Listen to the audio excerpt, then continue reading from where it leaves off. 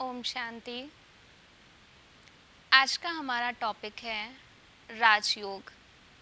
राजयोग का अर्थ क्या है और हम सभी कैसे करें, इसको आज हम जानेंगे। राजयोग सभी योगों का राजा है, जैसे कि भक्ति योग, संन्यास योग, हठ योग, ज्ञान योग, इन सब का राजा राजयोग है। और ये भारत का वही प्राचीन राजयोग है जिसको आज हम सभी याद करते हैं, जानने की भी कोशिश करते हैं कि भारत का प्राचीन राजयोग क्या है। राजयोग में दो शब्द आते हैं, राज प्लस योग। राज का मतलब होता है श्रेष्ठ, ऊंचा, महान। योग का मतलब है जोड़, याद, कनेक्शन। जब किसी दो चीज़ों का मिलन होता है, जोड़ होता है, उसको हम बोलते हैं योग।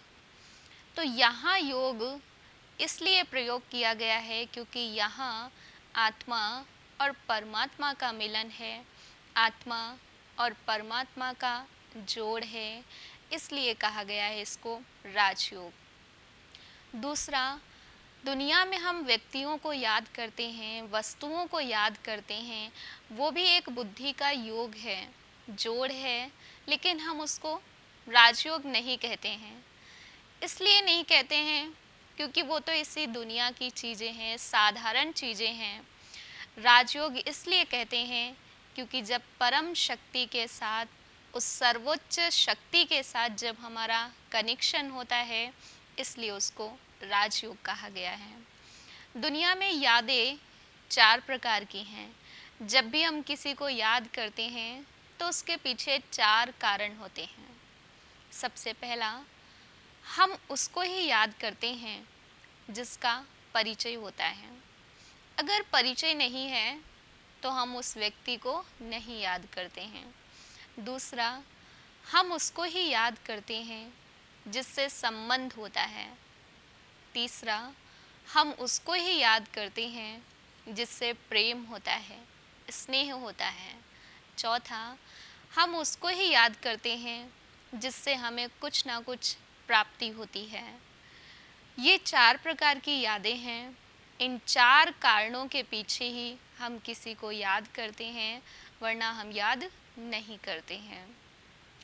तो जो परिचय वाली याद है वो है मेहनत भरी याद। जो संबंध वाली याद है वो है सताने वाली याद। जो प्रेम वाली याद है वो समाने वाली, खो जाने वाली याद है। और जो प्राप्ति वाली याद है वो स्वार्थ भरी याद है। तो हमने जाना कि जो परिचय वाली याद, मेहनत वाली याद है, कैसे। जैसे कि आज हम किसी के बारे में जानते हैं, परिचय माना जानना, नाम, रूप, देश, काल, जो भी है। अचानक से जब हम अपने घर पे कोई प्रोग्राम करते हैं या ऐसा कोई कार्य करते हैं जिसमें हमें उस व्यक्ति की आवश्यकता होती है, हम उस व्यक्ति को याद करते हैं। उससे हमारा कोई संबंध नहीं है, कोई प्रेम नहीं है, बस हम याद करते हैं कि आज वो व्यक्ति भी हमारे साथ होना चाहिए। तो हमें मेहनत लगती है कि वो व्यक्ति कौन सा था जो आज से मुझे कुछ समय पहले मिला था।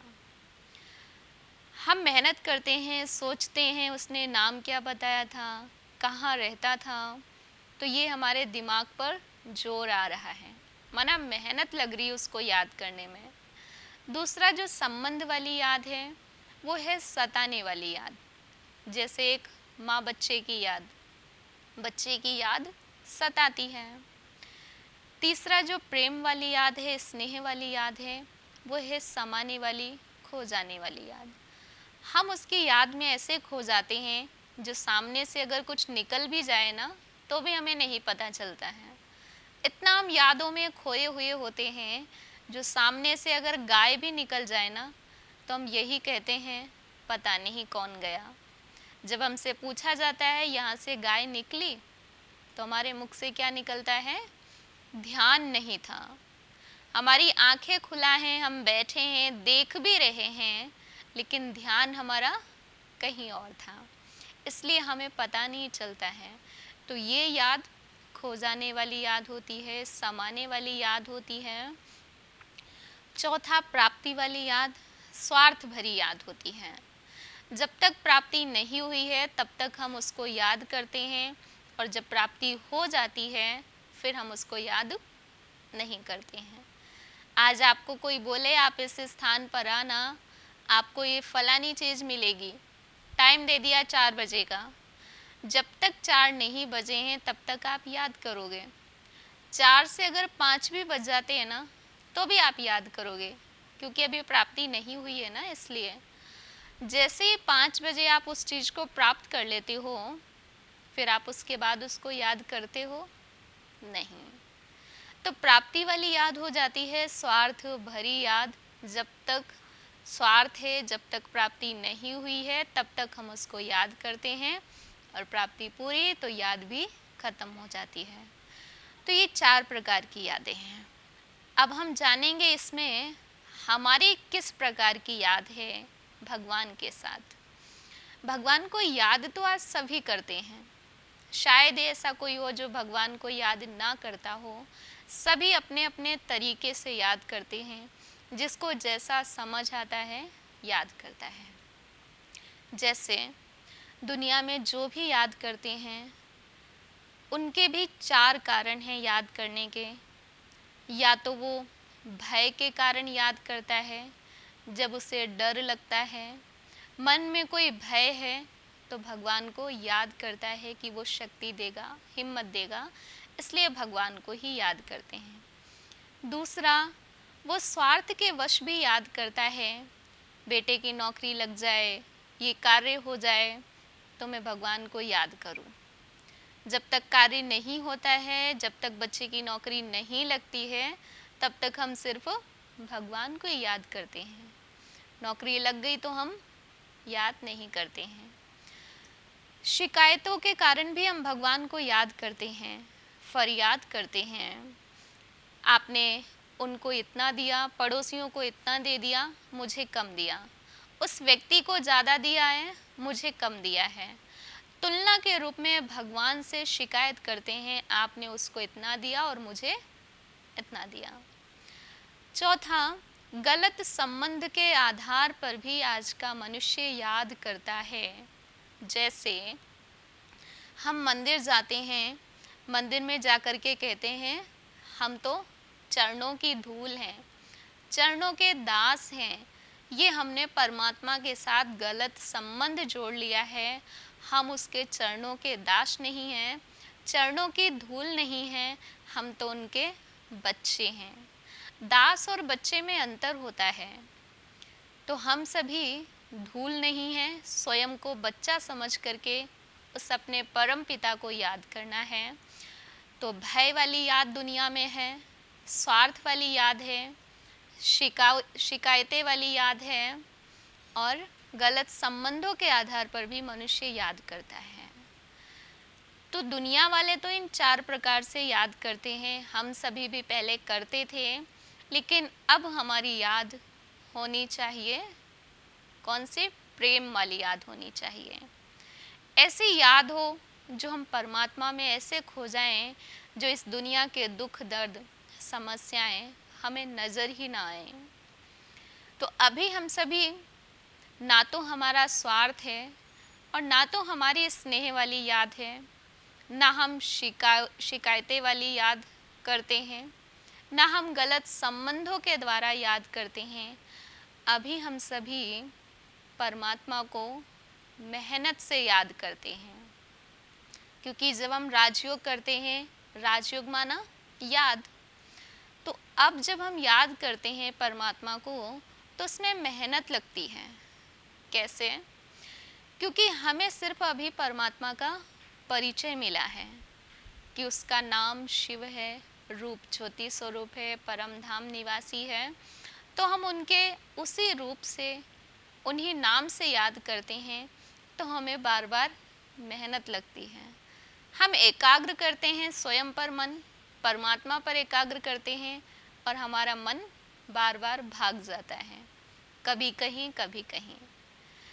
तो हमें अभी शुरू में तो मेहनत लगती है, लेकिन जब हम धीरे धीरे करते रहते हैं प्रयास, ये अभ्यास करते रहते हैं, अपने मन को एकाग्र करते रहते हैं, तो धीरे धीरे हमारा मन भी उस परम शक्ति शिव बाबा में लगने लगता है। तो अभी हम सभी की याद है मेहनत वाली। धीरे धीरे जब हमें परिचय मिलता है तो हमारा फिर उनसे संबंध हो जाता है। जहाँ संबंध हो जाता है वहाँ प्यार भी हो जाता है, स्नेह भी हो जाता है, और जहाँ स्नेह है वहाँ प्राप्ति तो अपने आप होने लगती है। तो भगवान से अगर कुछ प्राप्त करना है, अपनी मनोकामनाएं पूर्ण करनी है, उसका सहज तरीका है परमात्मा का परिचय लो, उनसे संबंध जोड़ो, उनसे ही प्रेम करो, और प्राप्ति फिर अपने आप होती है। अब हम सभी को परिचय तो मिला है परमात्मा का, संबंध कैसे जोड़ें हम? क्योंकि हम यही कहते हैं वो तो निराकार है, परम धाम निवासी है, हम सभी को दिखाई भी नहीं देता है, तो हम कैसे संबंध जोड़ लें उससे? भगवान के संबंधों के बारे में हम सभी ने भक्ति में सुना है कि अर्जुन ने भगवान को अपना दोस्त बनाया तो भगवान जी दोस्त बन गए। माता अनुसुईया ने भगवान को बच्चा बनाया तो भगवान बच्चा बन गए। मीरा ने अपना प्रियतम बनाया, भगवान प्रियतम बन गए। इस तरह से जिसने जो संबंध भगवान के साथ जोड़ा, भगवान भी उस संबंध को निभाने के लिए हाजिर हो जाते हैं। तो अगर हम भी संबंध जोड़ेंगे तो भगवान हमारी भी सुनेगा और हमारी भी मनोकामनाएं पूर्ण करेगा। तो जब भगवान मीरा के लिए भी आ गए, माता अनुसुईया के लिए भी आ गए, अर्जुन के लिए भी आ गए, भक्त प्रहलाद ने भी पिता का संबंध जोड़ा, उन्होंने भी अपने पिता का फर्ज निभाया भगवान ने, तो हम भी जिस संबंध से उनको याद करेंगे, हमारे सामने भी वो सदा हाजिर हो जाएंगे। बस ज़रूरत है हमें उनको याद करने की, उनसे संबंध जोड़ने की। तो राजयोग माना परमात्मा से बातें करना, उनसे संबंध जोड़ना, क्योंकि अगर हम जिसको नहीं जानते हैं, अपरिचित लोगों से हम बातें नहीं करते हैं। जिसको हम जानते हैं, जिससे हमारा संबंध होता है, उससे ही हम बात करते हैं। तो राजयोग में भी हम परमात्मा से बातें करते हैं।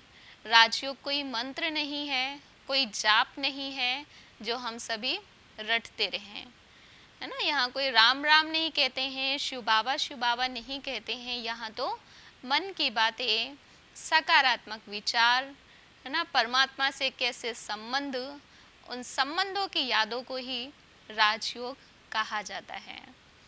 यहाँ पर हम एक चीज़ सुनेंगे कि जैसे हम संबंधियों से बातें करते हैं, हमारे दिल में जो होता है, जैसा होता है, कोई समस्या है, कोई सुख है, तो हम आपस में बातें करते हैं। तो परमात्मा से भी, मेडिटेशन में भी हम परमात्मा से अलग अलग संबंधों के द्वारा हम उनसे बात करते हैं। और ये कोई कठिन नहीं है। हम सभी सोचते हैं शायद ये बहुत ही कठिन होगा, इसके लिए हमें बहुत मेहनत करनी पड़ेगी, लेकिन ऐसा नहीं है। शुरू में थोड़ा सा लगता है, मन इधर उधर भागता है, लेकिन जब हम करना शुरू करते हैं तो हमें भी बहुत ही सरल लगता है। और राजयोग का सबसे सरल तरीका यही है, उनसे संबंध जोड़ लो और संबंध जोड़ करके उनसे बातें करो। दुनिया में हम सभी भक्ति में जब याद करते थे तो हमें एक श्लोक रटा दिया जाता था या कोई मंत्र दे दिया जाता था, किस मंत्र का जाप करो, यही भगवान को याद करना है। लेकिन यहाँ पर आज हम छोटी सी एक कहानी सुनेंगे कि एक बार 5 साल का बच्चा चर्च में पहुँच गया। चर्च में जाकर के पादरी जी प्रेयर कर रहे होते हैं और बच्चे नकल करने में तो बहुत होशियार होते हैं। वो बच्चा भी पादरी जी को देख करके वो भी प्रेयर करना शुरू कर देता है। जैसे उन्होंने हाथ जोड़ के प्रेयर किया, वैसे उस बच्चे ने भी हाथ जोड़ करके आंखें बंद करके भगवान से प्रेयर किया। जैसे जैसे वो कुछ बोल रहे थे, वैसे वैसे वो बच्चा भी अपनी ओठे कुछ कुछ बोले जा रहा था। अब पादरी जी ने जब उस बच्चे को देखा तो उनके मन में संकल्प उठा कि छोटा सा बच्चा क्या बातें कर रहा है, क्या बोल रहा है, इसको तो प्रेयर भी नहीं आती होगी। तो जैसे ही वो प्रेयर पूरी होती है, पादरी जी उस बच्चे से पूछते हैं, बेटा तू यहाँ क्या कर रहा था? तो वो कहता है, आप क्या कर रहे थे? तो पादरी जी बोलते हैं, मैं तो प्रेयर कर रहा था। तो वो बच्चा भी यही बोलता है कि मैं तो प्रेयर कर रहा था। तो पादरी जी फिर से कहते हैं, अच्छा आप कौन सी कर रहे थे प्रेयर? तो बेटा कहता है, पहले आप बताइए। तो वो सुना देते हैं प्रेयर। तो फिर बच्चे को बोला जाता है कि अब आप सुनाओ। तो वो बच्चा ABCD सुनाता है। फिर पादरी जी कहते हैं कि भगवान को कोई ABCD थोड़ी सुनाते हैं।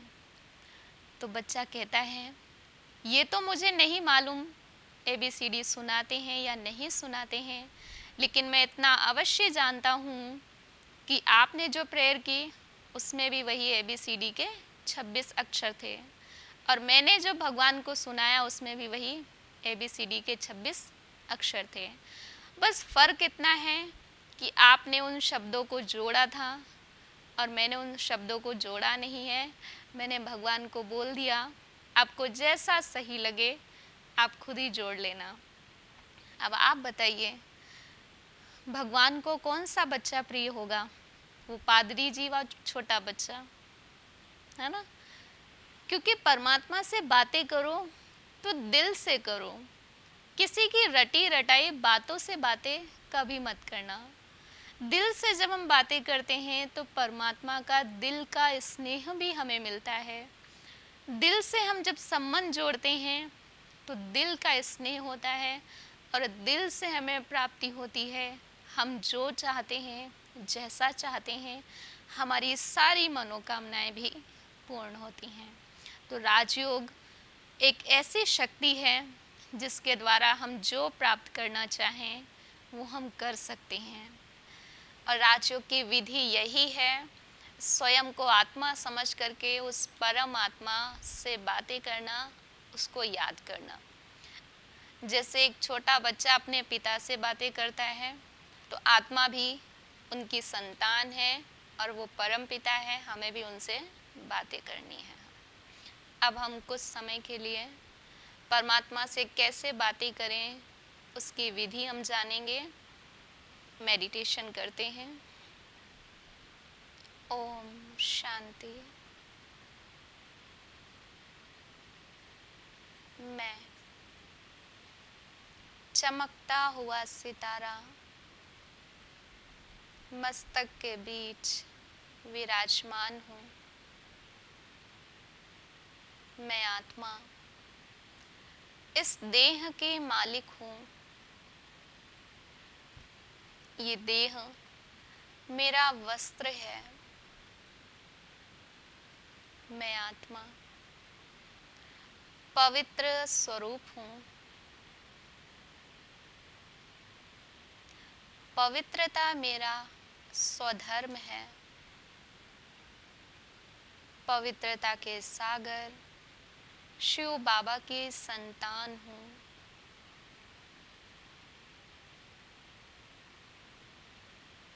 मैं आत्मा कुछ पल के लिए मस्तक के बीच से निकलकर ऊपर की ओर जा रही हूँ। धीरे धीरे आसमान से भी ऊपर, नीले गगन से भी पार, अपने घर परम धाम में आ चुकी हूँ। यहाँ मैं अपने खुदा दोस्त से मिलने आई हूँ। महसूस करें मेरे सामने शिव बाबा हैं। एक चमकता हुआ सितारा सर्वशक्तिवान है और मैं अपने खुदा दोस्त से बातें कर रही हूँ।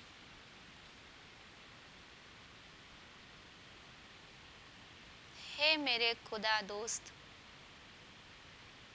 मैं कितनी भाग्यवान आत्मा हूँ जो मुझे आप जैसा मित्र मिला है। सदा का साथ निभाने वाले, मेरी हर कार्य में मदद करने वाले, ऐसा दोस्त और किसी को नहीं मिलता। हमेशा मुझे सत्य राह दिखाने वाले, सत्य मार्ग पर चलाने वाले, ऐसे मित्र का तहे दिल से शुक्रिया। खुदा दोस्त, आज मैंने आपसे दोस्ती की है और इस दोस्ती का मेरा पहला वायदा है, मैं जो भी कर्म करूँगी अपने मित्र की राय पर, उसके साथ चल के हर कर्म करूँगी। हर सुख में, हर दुख में मैं खुदा दोस्त को ही अपना साथी बनाऊंगी, क्योंकि दुनिया के मित्र आज साथ देते हैं तो कल धोखा भी दे देते हैं, लेकिन मुझे पूर्ण विश्वास है मेरा जन्म जन्म का साथ निभाने वाले आप ही हो। महसूस करें खुदा दोस्त भी मुझसे दोस्ती कर रहा है, मुझे अपना मित्र बना रहा है और इस मित्रता के कारण वो मुझे एक वरदान दे रहे हैं, सुखी भव का। अब मैं खुदा दोस्त से मिलकर प्रसन्नता का अनुभव कर रही हूँ। मैं अपने मन की बातें, मन की उलझनें, अपने मन के मीत खुदा दोस्त को ही सुनाऊंगी। अब मैं परम धाम से नीचे की ओर उतर रही हूँ। धीरे धीरे इस पंच तत्वों के बने शरीर में मस्तक के बीच विराजमान हो जाती हूँ। ओम शांति, ओम शांति, ओम शांति।